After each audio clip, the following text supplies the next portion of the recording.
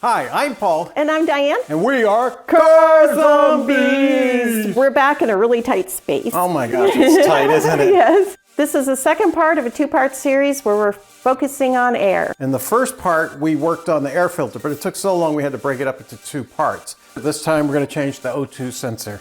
Also, we made a rookie mistake when we originally filmed this. We're going to show it, and then at the end we're going to show you the rookie mistake. But see if you can find it as we watch. Okay. All right. So we pick up now from where we left off last time, testing the air filter. Let's go. It didn't fix the idling problem.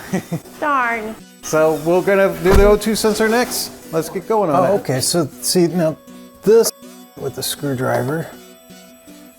That is the O2 sensor right here. And the cord comes on up.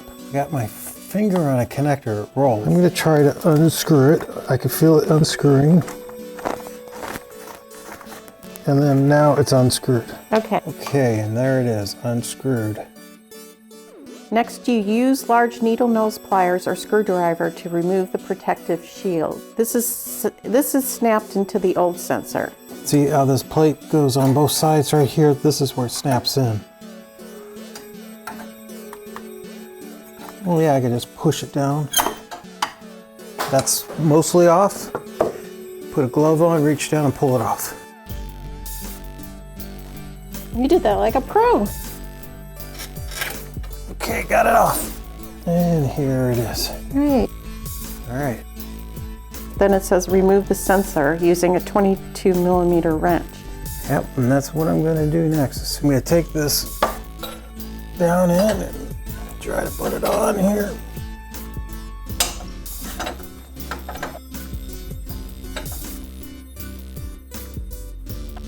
Yeah, what I need is a really long wrench. Oh. Or a breaker bar. This is just not long enough. Oh, and I'm trying to just go like that. I see. That's that So- short little thing. All right. Okay, I've got my construction calculator too For what? to see how close these wrenches are. I got a 13/16 wrench. So that's a 1/16 of an inch over 3/4 of an inch. So 13/16 inch. All right, now I'm going to change that to millimeter. 20.63, so it's a little bit Small. Oh, was it a 22 I was starting Yeah. with? Okay, let's run 7/8. I should have known when I ran the calculator it was going to be too small, just like you said. So 7/8 in millimeters is 22.22. That's really close. That's very close. That might do it. So a 7/8 inch wrench with a long handle does fit. It does have a little bit of slop. Mm-hmm. I can't tell if it's turning or stripping. Get it? I don't know. Oh, I got it. I could tell it's turning. I saw Right. it turn. See if I could just reach down and roll it out. Yep. It's turning. It's just fighting the cord now. So the cord gets turned. Where's your WD-40? You have it over there? I only need it if it doesn't come out. But mine came out. Well, it says to clean the rust off. Oh. Spray WD-40 onto the threads and wipe with a cloth. Helps remove buildup of dust And that's what of WD-40? rust. Yeah, and soot in the threads. But then I'm putting WD-40 into the threads right before I put the thing in with anti-seize. You know, You want to skip it? oh boy. So it just cleans it up. Why don't you just use without WD-40? Yeah, without WD-40, then Just I'd be... clean it up. Yeah, let's do that. That makes me feel a little safer. I didn't see anybody do it that way. That was what one of the manuals said, but I never saw a person do that. You know, there's not much on these threads. It's hard to get down there.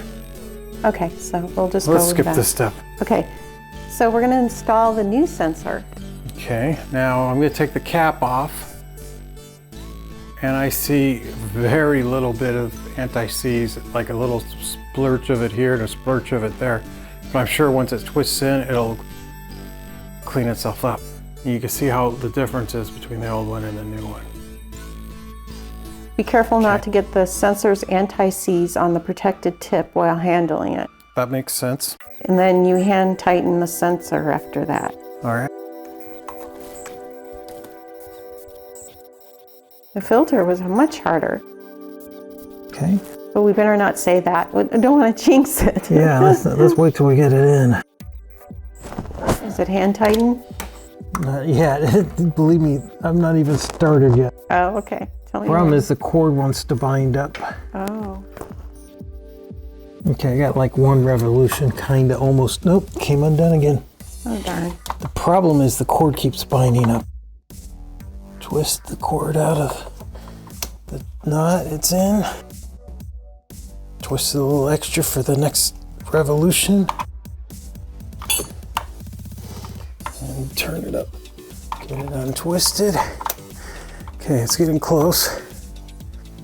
Now I can use the small 22 millimeter, the proper tool, to tighten it. How tight? Well, it says we want 55 Newton meters torque. Yeah, so 55 Newton meters is a lot. Mm-hmm. More than we normally put on something. Okay, that's as tight as I can go with a little wrench. So I'm sure I didn't over tighten it, because this little wrench doesn't get too tight. Okay, now what? Replace the protective shield, which is snapped onto the sensor. Okie dokie. It should be oriented to shield the sensor from below. All right. It has a little lip on the bottom and like that. As I recall, when I took it off, this was near the top. So we're gonna need to try to get that near the top again.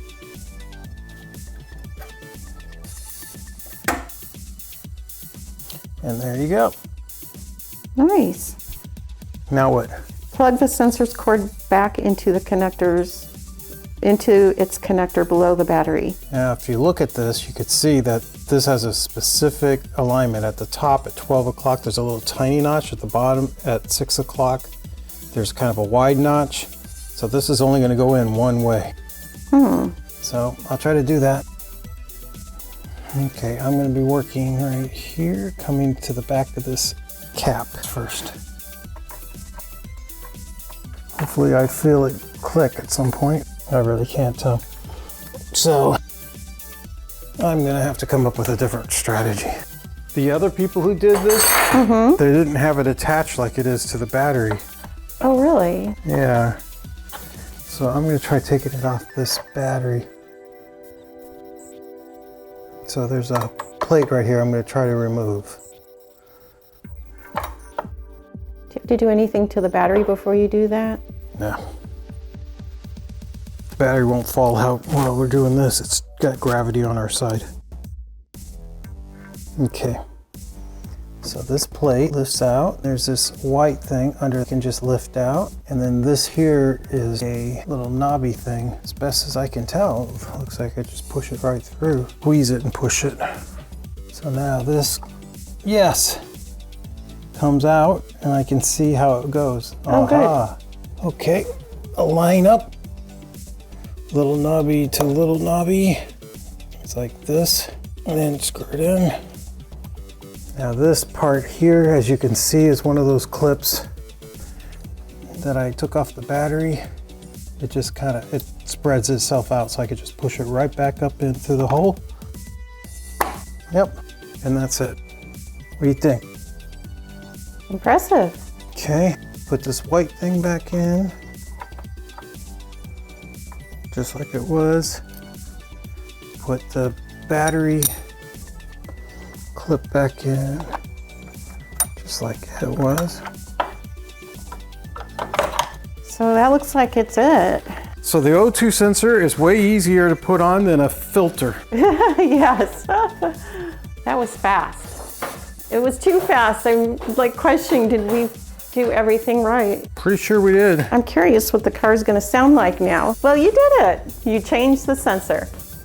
Yeah, it took about a half hour to change the O2 sensor, which is about an hour less time than it took to change the dang air filter. Can you believe it's easier to change the O2 sensor than it is an air filter? No, you wouldn't think that. No, I wouldn't have thought All so right. either. Did you catch the rookie mistake? Okay, there was a rookie mistake. And most of you might think it was when I used a 1/7 inch wrench instead of the 22 millimeter because it might strip the nut. Well, I wasn't gonna strip it all the way down, and it's the old nut on the old sensor. The new sensor has its own nuts. So when I tightened it with the 22 millimeter, I didn't strip anything.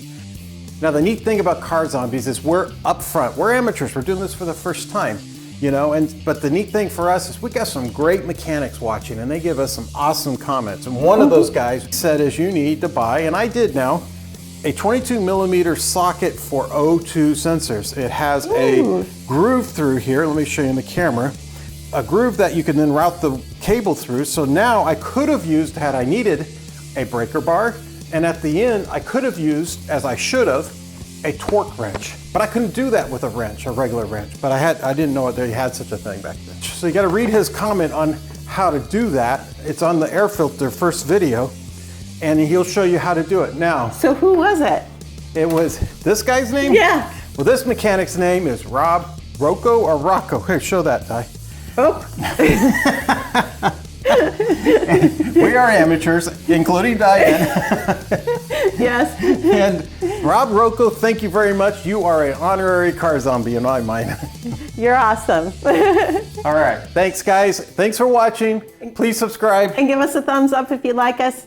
See you next time. Bye. Take care. Oh. Oh.